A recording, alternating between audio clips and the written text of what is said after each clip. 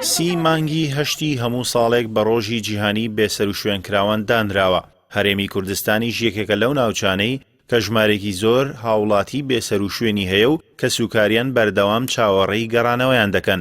لە هەرێمی کوردستان و لە دوای دامەزراندنی حکوومەتی کوردی ژمارێکی بەرچاو هاوڵاتی هەرێم لەلایەن هەردوو هێزی چەکداری هەرێمەوە بێسەر و شوێن کراون و تا ئێستاش چارەنووسیان نادیارە. بێسەر و شوێنکراوانی هەرێم بەشێکی بەرچاویان لە کاتی شەڕی ناوخۆدا و وەک دیلی جەنگ لەلایەن یەکێتی و پارتیەوە دەستگیر کراون و لەو کاتەوە چارەنووسیان بە نادیاری ماوەتەوە. بەشێکی بەرچاوی ئەو بێسەر و شوێنکراوانە لە ڕووداوەکانی سیوێکی ئاوی ساڵی 1996دا لەلایەن پارتی دیموکراتەوە دەستگیر کراون و بە ئێستاشەوە هیچ زانیاریەکیان لەبارەوە بڵاو نەکراوەتەوە.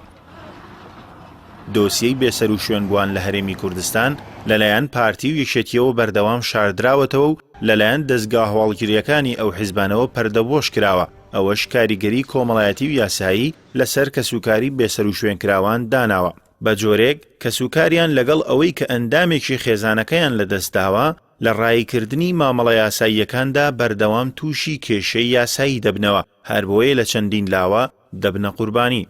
بەشێکی بەرچاوی ئەو هاوڵاتیانەی لە هەرێم بێسەر و شوێنن کادر و لایەنگرانی حیزبە ئیسلامیەکان بوون کە لە دوای ساڵی 90ەکان تا 2007 چەندین کەسیان لێ ڕفێنراوە و تا ئێستاش کەس لە چارەنووسیان نازانێت. ڕفاندنی ئەندام و لایەنگرانی حیزبە ئیسلامیەکان پەیوەندی بەو کەشە سیاسیەوە بوو کە یەکێتی و پارتی بەرامبەر نایارە سیاسیەکانیان دروستیان کردبوو بە جۆرێک لە ژێر بیانووی تیرۆردا چەندین ئەندامی و حیزبانەیان ڕفاند و بەبێ دایەتگاییکردن بێسەر و شوێنیان کردن. لەگەڵەوەشدا حیزبە سیاسیەکانی دەرەوەی پارتی و یەکێتی لە چەندین کۆبوونەوەی فەرمیدا داوای لەو دوو حیزبە کردووە چارەنووسی بێسەر و شوێنکراوانی یەکلا بکەنەوە.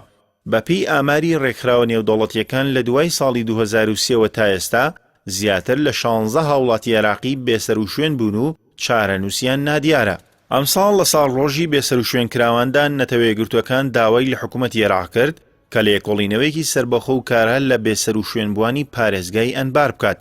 پارێزگای ئەنبار زۆرترین بێسەر و شوێنکراوی تێدایە، زۆربەیان لەلایەن میلیشا شیعەکانەوە ڕفێنراون و چارەنووسیان نادیارە یان لە ژێرناوی تیرۆردا لە زیندانەکاندا بەبێ ئاگاداری کەسوکاریان ماونەتەوە.